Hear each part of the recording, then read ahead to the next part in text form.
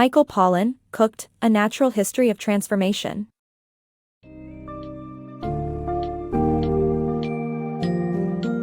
Take a journey through Michael Pollan's Cooked, which challenges the notion that raw food diets represent a healthier way to live. This book summary delves into the benefits of cooking, as it unravels complex topics of nutrition and showcases the importance of various cooking methods in unlocking nutrients. Explore the history of umami, the fifth taste, and learn how America's food industrial complex resulted in a surplus of processed foods that have profoundly impacted the populace's diet. By engaging in this literary feast, you will explore a fascinating natural history of human cuisine that has evolved throughout centuries.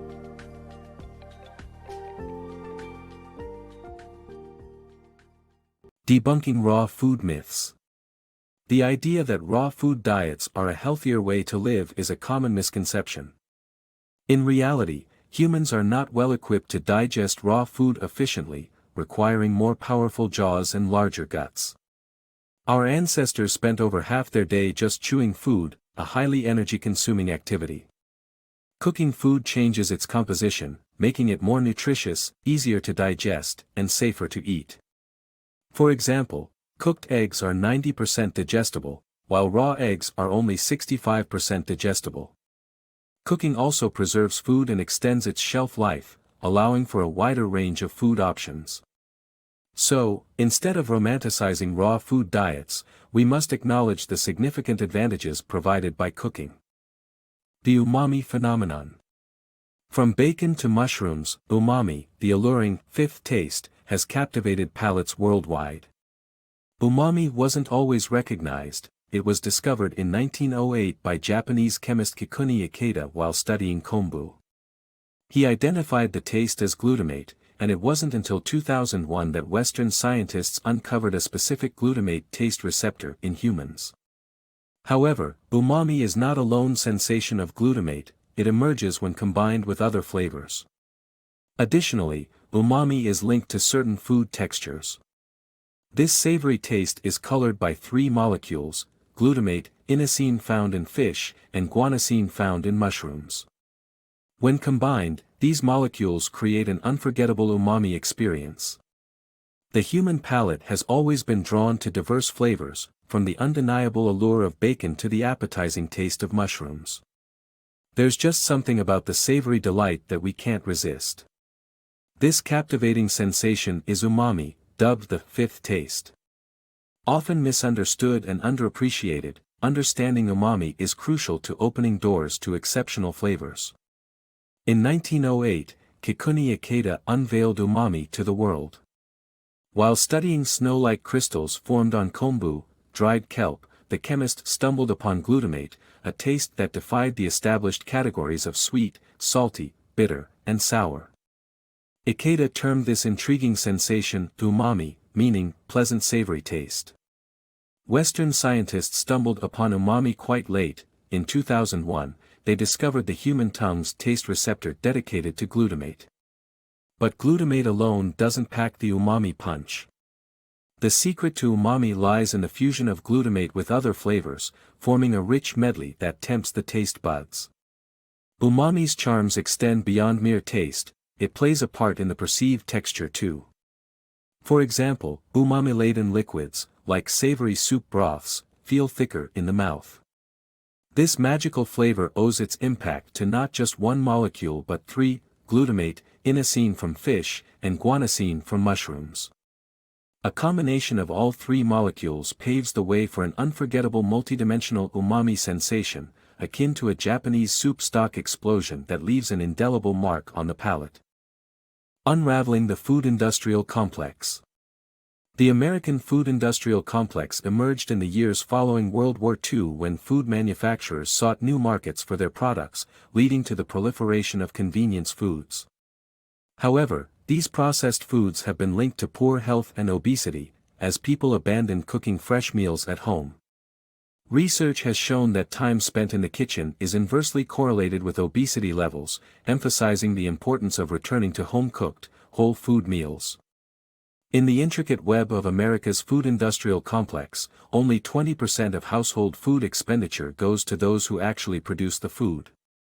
The rest of the money finds its way to entities like food manufacturers, advertisers, and marketers who played a significant role in creating a surplus of industrially processed food that now forms the basis of the American diet. When food manufacturers who supplied rations for U.S. troops needed a market post-World War II, they turned to convenience foods. Canned dinners, dehydrated potatoes, and instant coffee filled the growing demand for quick, hassle-free meal options in the 1950s. While these innovations were celebrated at the time, people gradually moved away from preparing home-cooked, fresh foods, and their diets suffered as a consequence. Processed ingredients, ready-made meals, and fast foods often lack the nutritional benefits of their fresh counterparts. Due to the high costs of producing whole, natural foods, food companies instead rely on corn or soybean bases supplemented by unhealthy amounts of sugar, fat, and salt. This unhealthy shift is driven in part by the convenience that processed foods present in terms of preparation and consumption. The relationship between the decline of home cooking and poor eating habits is striking. In 2003, a study by Harvard economists found that time spent preparing meals in the kitchen correlated inversely with obesity levels. Notably, the time spent cooking was a better predictor of obesity than income or the percentage of women in the workforce. As a society, re-establishing the value of home-cooked, whole food meals is essential for combating the consequences of the food-industrial complex. The power of bread. The sandwich, a popular American meal, relies heavily on bread, which has become a dietary staple over time. Our ancestors discovered that seeds from grasses and grains could release massive amounts of energy when mashed, roasted, or soaked. In Egypt around 400 BC, wild yeasts mixed with the seed mush led to the creation of leavened bread.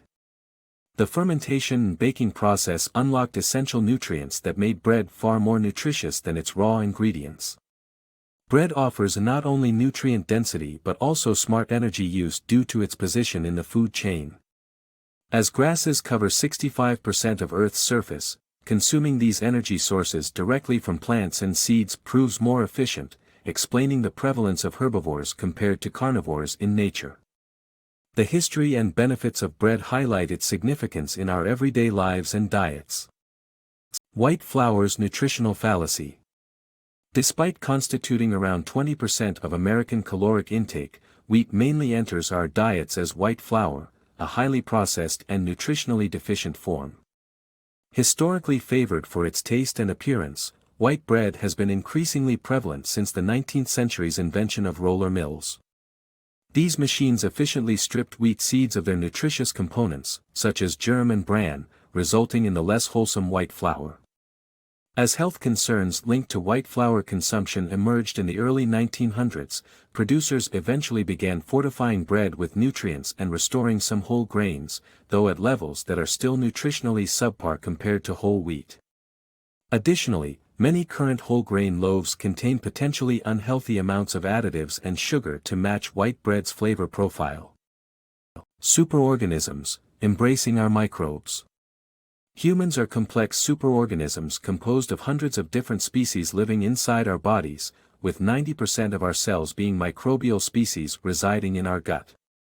These tiny organisms play vital roles in digestion, fermentation, and overall health. As we become more sterile and overuse antibiotics, we risk losing the numerous health benefits microbes provide. Embracing fermented foods such as sauerkraut not only diversifies our gut microbiomes but also supercharges our immune systems and fights against diseases. If aliens were to study us, they might just find that humans are intricate superorganisms consisting mainly of microbes. Remarkably, a whopping 90% of our cells are made up of microscopic species, most of which dwell in our gut. With 99% of our body's total DNA belonging to these microbes, we're essentially vessels for vast colonies of microbial species. So, what vital functions do these microscopic passengers perform? Primarily, they serve as our external digesters, breaking down food to enhance the absorption of nutrients. They also play a crucial role in fermentation, giving life to our much-loved treats such as cheese, coffee, bread, beer, and chocolate. Every culture on Earth benefits from fermentation, transforming simple ingredients into delicious edibles. However, in our quest for sterilized food sources and over-reliance on antibiotics, we're unknowingly jeopardizing the potential health benefits our microbial friends provide. Antibiotics don't discriminate between good and bad microbes and often wipe out all gut flora. Even those enticingly green pickles in the grocery store are completely devoid of beneficial, naturally fermented nutrients. Historically, fermented foods like sauerkraut have been known for their health-boosting properties, which include improved digestion, inflammation reduction, and fortification of the immune system. They are even known to help combat cancer, thanks to their ability to increase gut microbial diversity. Captain Cook famously carried sauerkraut aboard his ship to both prevent scurvy and nourish his crew, recognizing its abundant vitamin C content. Embracing our microbial tenets and incorporating fermented foods into our diets will not only make us healthier but also deepen our appreciation for these marvelous microscopic species that call our bodies their home. Animals, alcohol, and fermentation. Durian fruit is known for attracting animals like tigers, wild pigs, and rhinos, as they gather to consume the fermented alcohol it produces. A variety of animals partake in alcohol consumption, with each species having its preferences and habits. Just like humans enjoy a range of fermented foods, animals also seem to appreciate alcoholic beverages. Besides cultural factors, certain poignant fermented flavors often evoke strong reactions when experienced for the first time later in life. When durian fruit falls and starts to decay, it becomes an intriguing treat for a diverse group of animals, including tigers, wild pigs, and rhinos. They're attracted to the alcohol generated through the fermentation process, making alcoholic substances universally enjoyed, not just by humans but also in the animal kingdom. Although humans are the only creatures recognized for intentionally creating alcohol, other species have natural access to fermented delights. The Bertram palm of Malaysia provides a daily dose of fermented flower buds for the pintail tree shrew, leading to these tiny rodents pollinating the trees in their quest for a liquid meal. Chimps and rats are also known to appreciate alcoholic substances, but their imbibing behavior varies. Chimps have an affinity for limitless indulgence, whereas rats display human-like consumption patterns, enjoying drinks before dinner or winding down for the day. They even partake in occasional binge drinking sessions. Drinking alcohol socially is a common phenomenon among several species, primarily because a lone intoxicated animal is more vulnerable to predators. Much like our preferences for fermented foods, such as Korean kimchi, Icelandic pickled shark, and aged French cheese, varies based on our cultural background, these strong flavors can elicit powerful reactions for those encountering them later in life. A striking example of this is from World War II when American soldiers mistook a warehouse full of pungent camembert cheese for a decaying mass of corpses as their unacquainted noses met this distinctively aromatic French cheese.